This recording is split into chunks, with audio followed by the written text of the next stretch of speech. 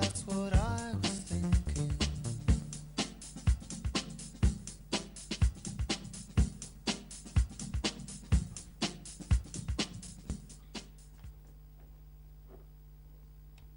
And I'll show you the last two projects to show you something very, very simple, actually, you can do with digital and the physical.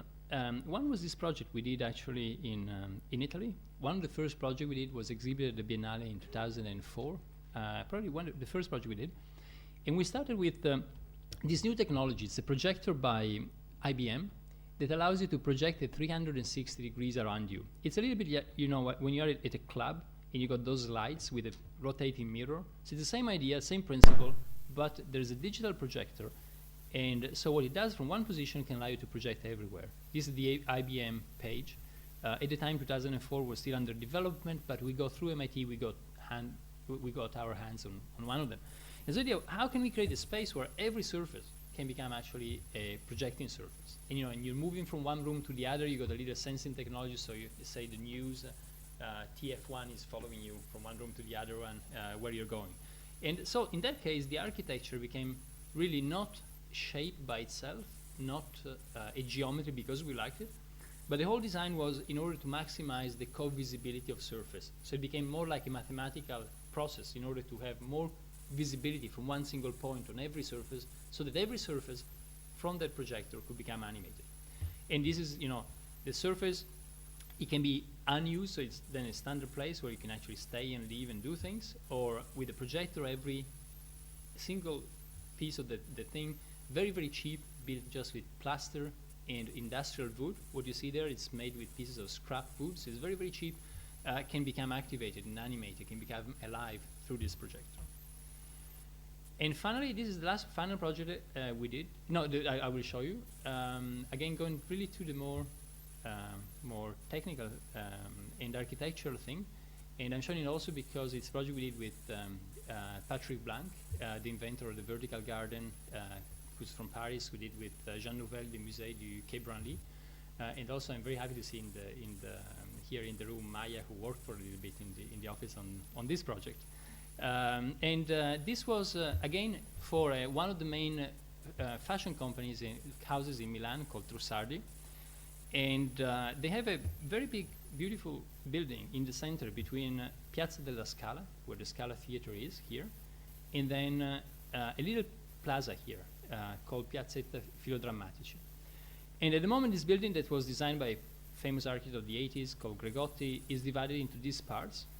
So into this part that is shop, and that's like a public space inside, and this is like a cafe.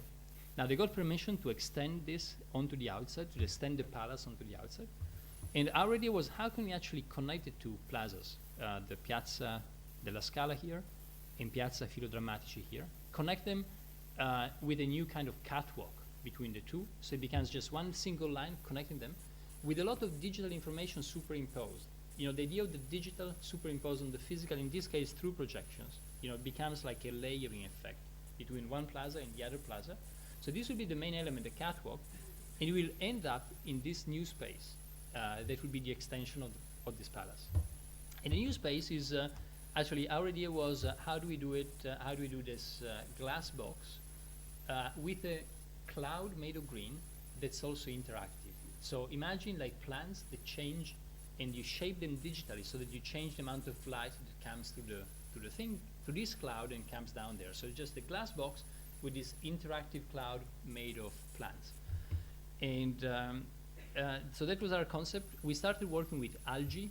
So you know, you can have like, this is something we're developing now for Brisbane, for a project in Brisbane, to have this roof made of algae, and you change the temperature and the nutrients in the water, and you can change the transparency of the algae. So it becomes like a big screen that's made of algae. Algae change transparency and become like a matrix that can protect you from the sun and evolve in a digital way. In this case, we only had a couple of months to do it, so we teamed up with Patrick Blanc. He's at the Vertical Garden. This is what it became. But again, we try to make it as much as possible interactive in the way that slowly it would adapt to the seasons and to the filtering of the sun in a way. And I use this because I really think that the digital, remember all this stuff, all that crap about the virtual. That's really crap. The digital, what it really can help us is to go back to the natural elements. The digital, in understanding the city, when you think about the network, when you think about the cell phone, when you think about the new materials we have, is something that can really help us as humans to go back to the thing that we really love, the things that we've been working and dealing with for thousands of years. They're public spaces, they're concrete things, they're plants, they're water. It's then when the digital, the bits, become very powerful, when you combine the bits and the atoms. And so on this, we'll close. And just go back to the initial slide, really the layer of information in the digital, in the physical, bits and atom, how we can actually really recombine them. And really this is the question that for us is the main question today. There was a lot of stuff done in formal ways, in design, in cities, in architecture in the past 10 years. The crucial question now is how can we use really the digital, the bits and atoms in a more profound way, try to combine it and play with it. I think this is what each of us, all of you, will look at in the next 5 to 10 years. And is this a new type of design, a new type of understanding with people in the space, in technology? And I will just want to say one more thing, that I'm here having fun, enjoying these beautiful cities, and I'm sure we'll go and have drinks with Bruno later and so on. But these are the people who did all the hard work, at MIT or in Torino. So they are the ones who deserve to be thanks for the work I showed. I'm here having fun. Thank you.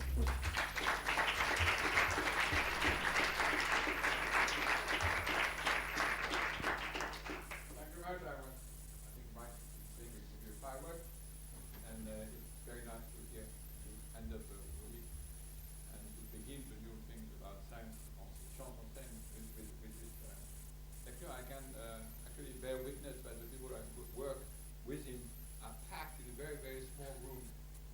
Every one of them has actually 40 centimeters about all the geeks which are assembled there in a very small space. That's the power of atoms when they're getting closer together. And it's very nice for us to finish on the city, because we have in SciencesPo an important program now on the city and social sciences of the city and urbanism. So we are pretty interested by all the examples we give. So now we'll open the floor for, we have about 15 minutes discussion, and then we have to leave the room. Paul Girard. Paul, who is actually the digital manager of the new médialab of SciencesPo. Again, a very small media. Hi. Wow, that was great. I have two things to say, which will follow up to a question. First remark is you haven't done anything in France, any experiment in France, and the other one is actually a lot of things I've seen through your presentation. I've heard about it as project, as ideas here in Paris with some people I've been working with. Actually, the water wall you've done have been done by Julius Pop, a German artist, Bitfall, that have been present here in Paris in 2005. It was not as brilliant as yours.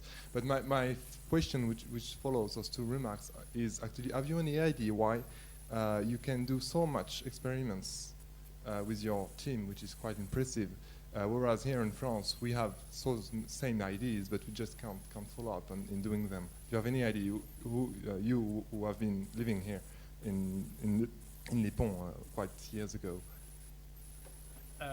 I never thought about this, and actually I think that I'm quite confident that today we were discussing a possible project in Paris, and I hope if we do it, hopefully we can do it together with you, with Bruno. So I think for instance the initiative that I wasn't involved, but it was just described before, and about the conference and this digital festival in Paris. I think it's something great and quite unique overall.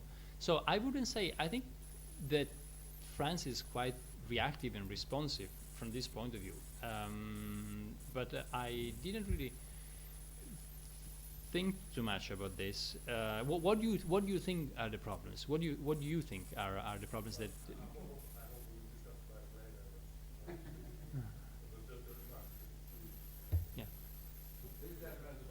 Yeah. Yeah, my question would be more about the data visualization you offer through real-time cities. So if we start from considering urban space as a complex system, as